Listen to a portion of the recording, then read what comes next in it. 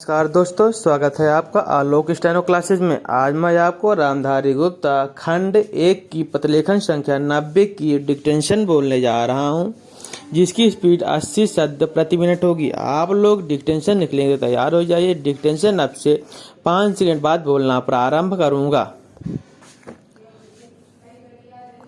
Dictation लिखना प्रारंभ करें।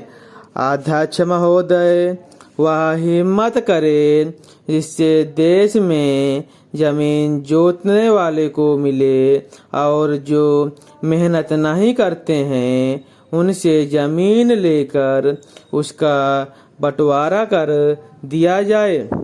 मुझे आश्चर्य हुआ जब मैंने इस प्रतिवेदन को प्रारंभ से अंत तक देखने की कोशिश की, और इसमें अंग्रेजी का इतना समर्थन मेरी समझ के बाहर की बात थी।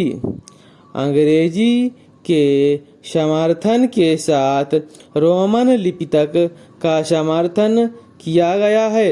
जब हमारे संविधान में देवनागरी लिपि को राष्ट्रीय लिपि माना गया है, और आज भी हिंदी देवनागरी लिपि में लिखी जाती है, मराठी देवनागरी लिपि में लिखी जाती है।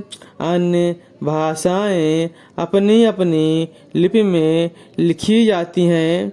रोमन लिपि के लिए इस आयोग की रिपोर्ट में किस प्रकार कहा गया है? रोमन लिपि की बात इस कैसे इसमें आई, यह मैं कम से कम नहीं समझ पाया।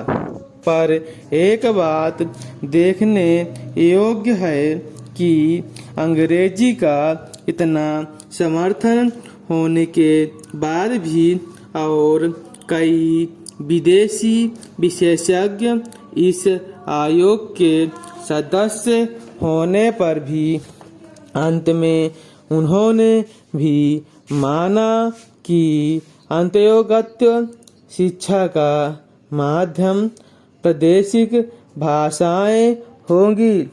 आयोग को यह भी मानना पड़ेगा कि अंग्रेजी के माध्यम रहने से देश की हानि हो रही है, और संसार के किसी भी देश में ऐसी स्थिति नहीं है।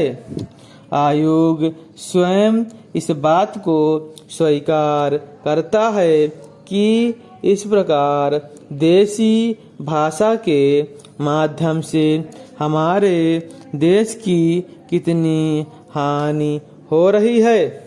मैं त्रिसूत्री भाषा फार्मूले का समर्थन करता हूँ।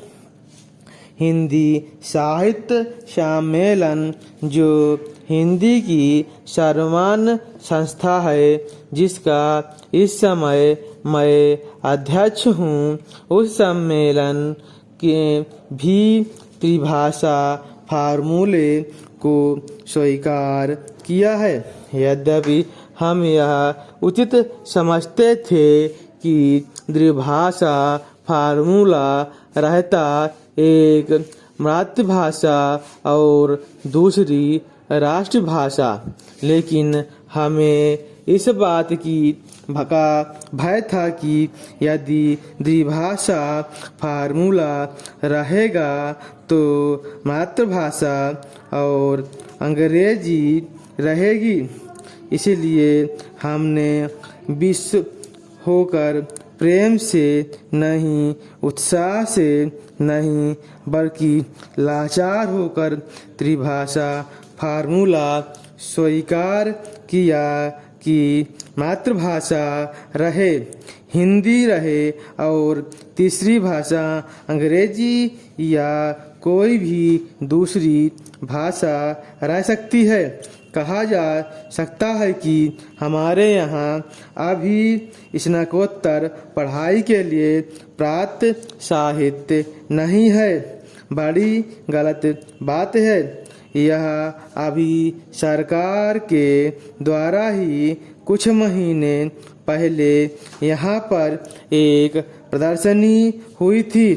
उस प्रदर्शनी से यह बात स्पष्ट है कि हमारे यहाँ पर वैज्ञानिक और शास्त्रीय विषयों पर भी कम से कम हिंदी में पर्याप्त पुस्तकें हों। Full stop. अगर आपको यह डिक्टेशन अच्छी लगी हो तो इस चैनल को सब्सक्राइब करें और बेल आइकन दबाएं।